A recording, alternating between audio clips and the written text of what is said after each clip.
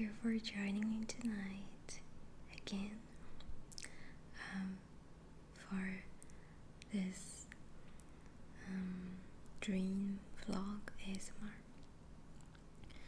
I wanted to make this video because I have this incredible urge to tell you my future, my dreams and stuff, not just my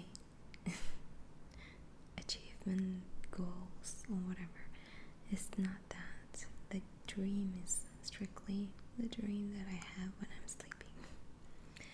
And okay, just a second, just in case I'm having some kind of a flu sort of thing, so I hope that it's okay for you if my voice starts to kind of break or something, and I hope you understand it. So this dream I had is a very long time ago.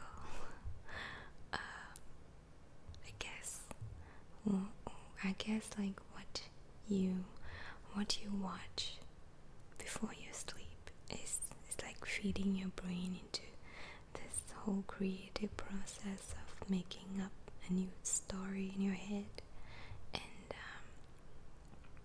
making you live through it. It's crazy. So let me start. Okay, so when I was having this dream, I was kind of like sick, but very long time ago. Months and months, I think about 1 year ago. And I dreamt that I was a spy. Yeah, I think everybody dreams that. But like, okay, so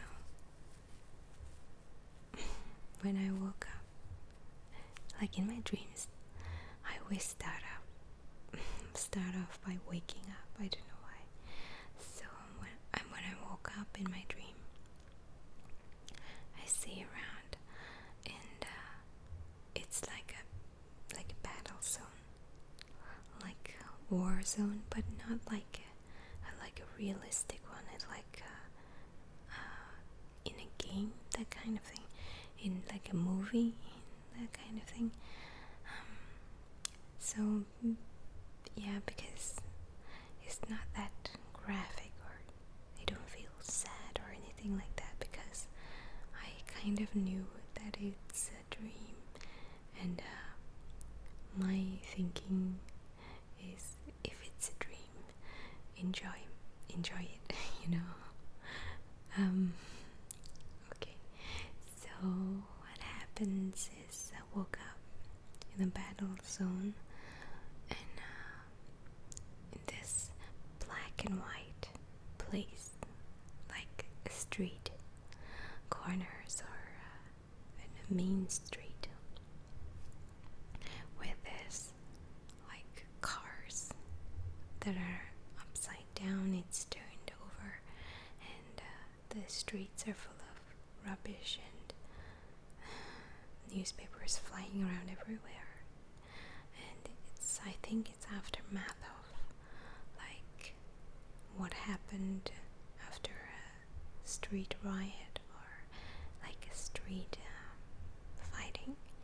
And I guess I was like knocked down by somebody, and I woke up and I see like nobody is around. So I was like looking around and walking the streets of this abandoned place, and my clothes are like this body tight, like leathery kind of clothes, that suit that you can like jump around in and also look like kick-ass, badass look. And I'm like wondering, like, where am I? Like, who am I? What is going on? And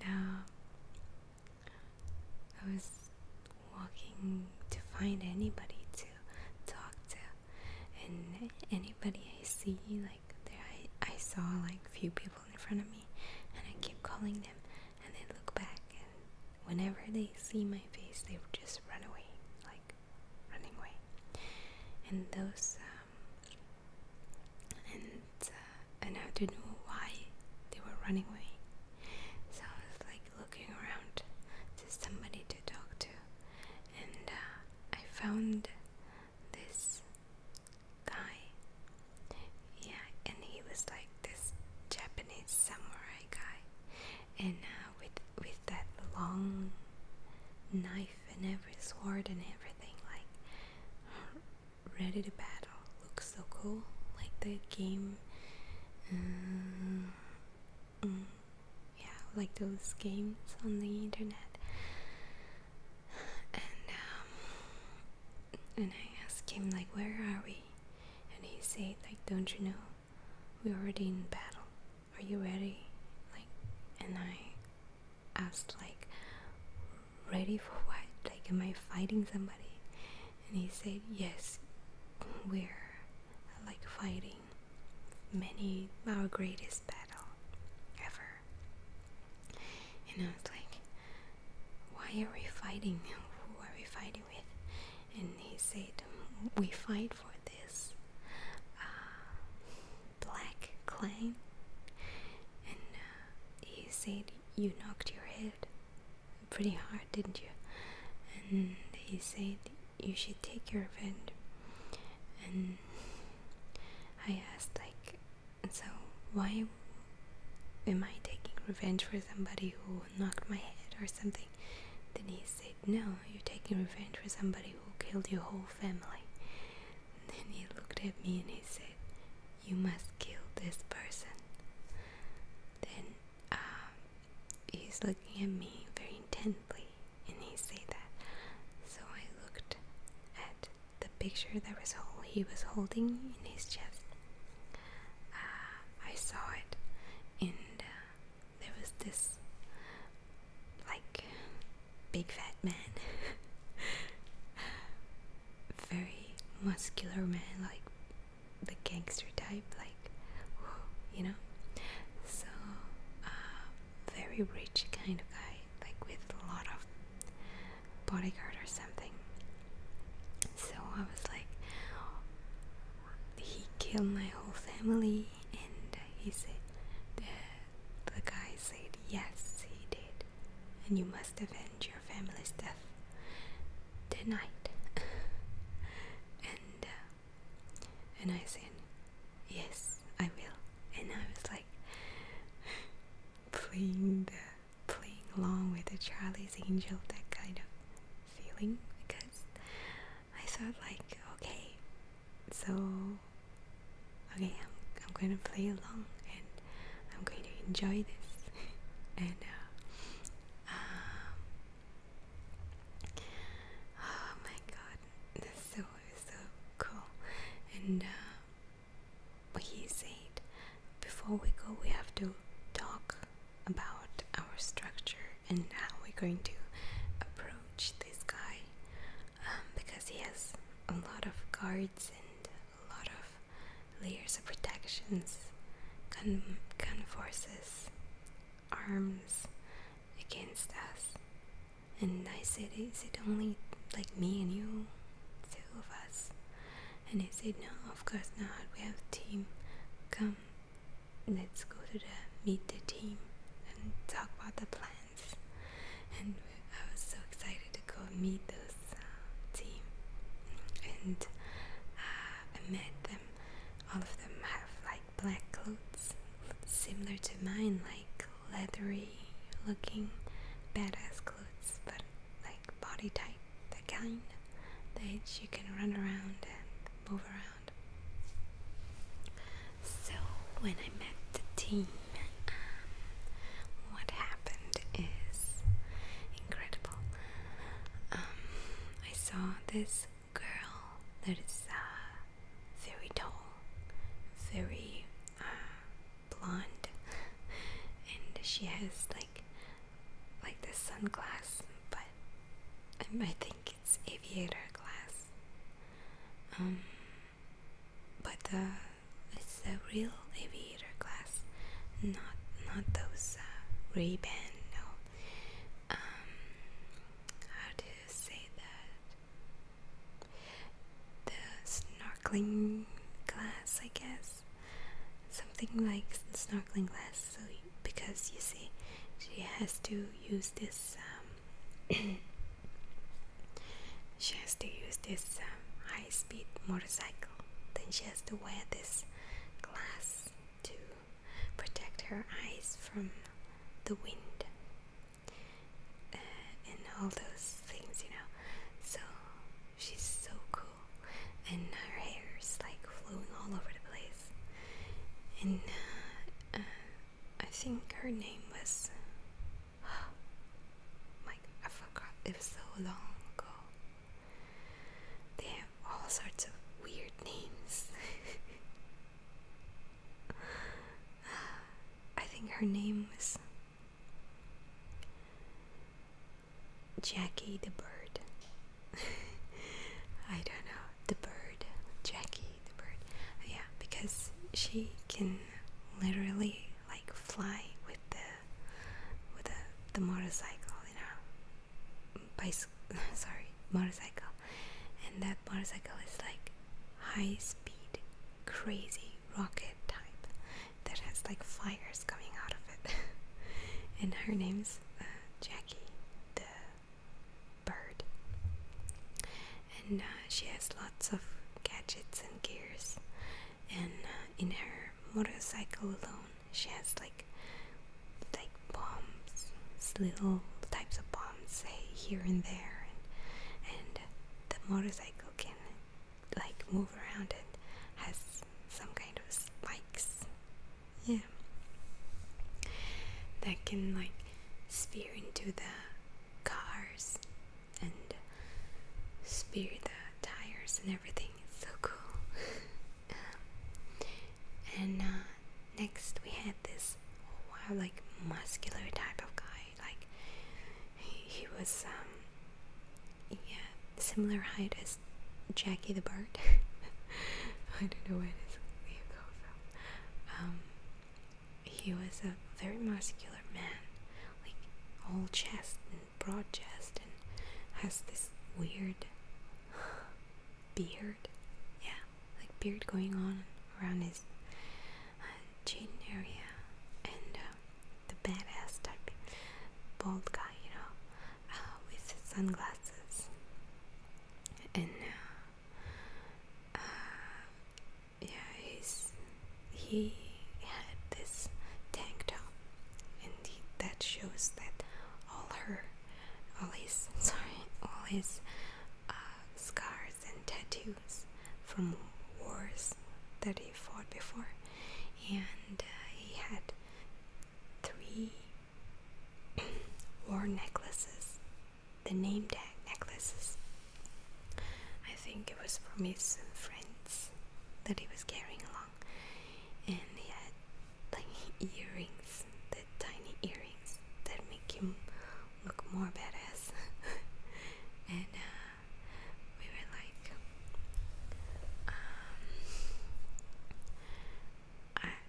I think his specialty is the combat zone, like fighting with the hands and legs, and just that kick-ass guy. Then I think his name was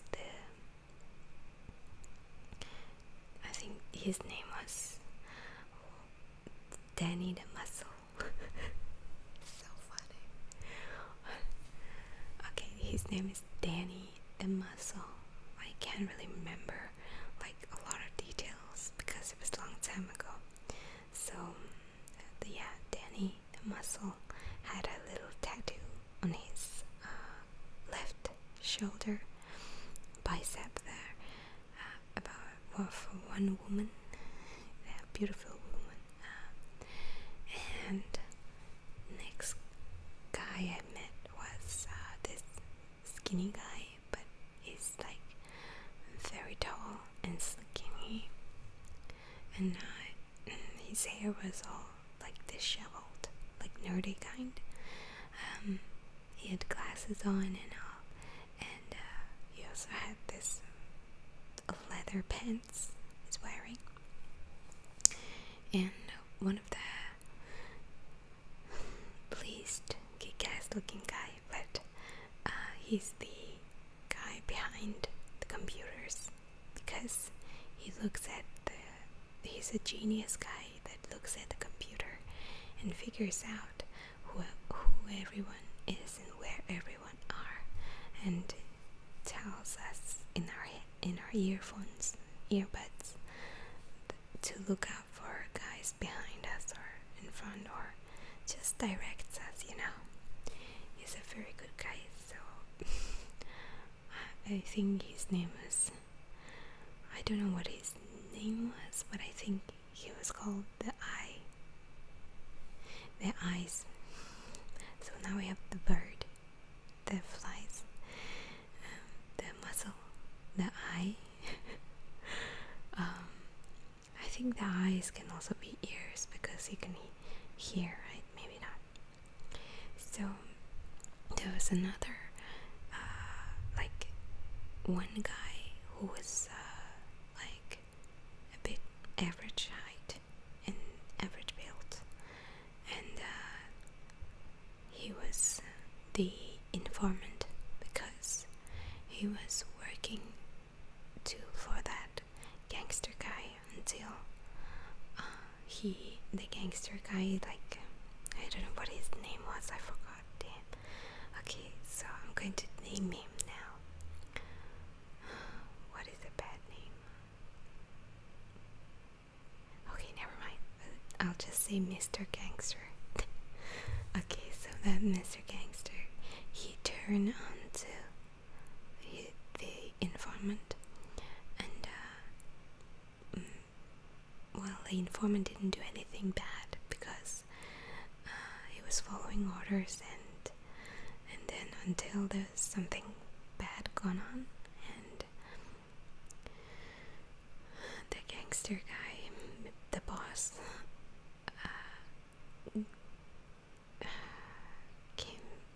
he was angry at the informant guy, because his job was a bit sloppy, so he killed his families, because like as a penalty for what he'd done.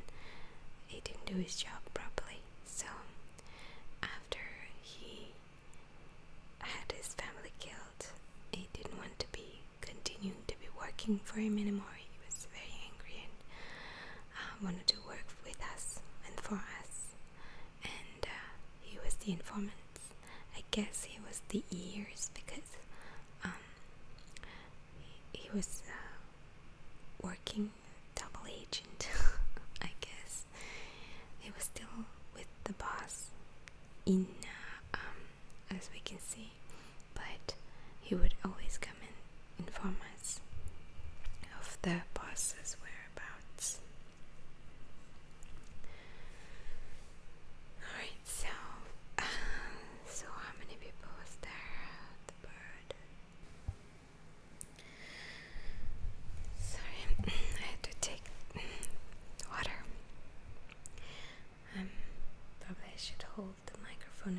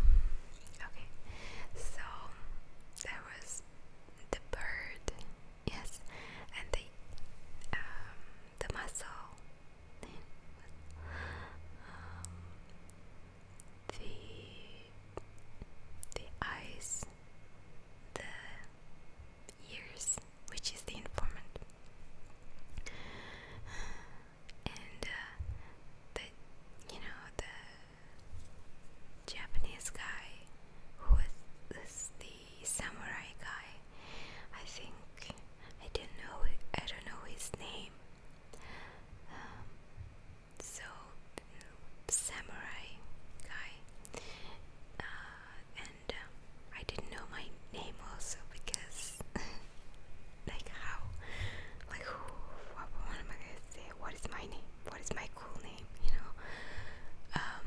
So I knew my specialties were to fight, like fighter, like gymnastics and fighting, and skills to special skills to kill, I guess, with both the samurai swords and also like guns and everything, you know. And I could throw knives also. So what happens is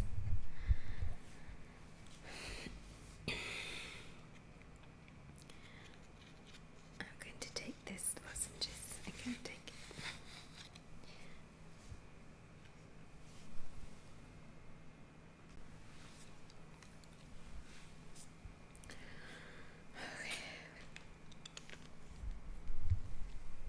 So we said we're going to target his little mansion in the south side of the country. So we're planning it out, like in a map. So the informant said he's in this mansion now. He's going to spend his weekend there with his mistresses, many mistresses. So we're going to go and enter through the back door, like dressed as the chefs, because he's having a big event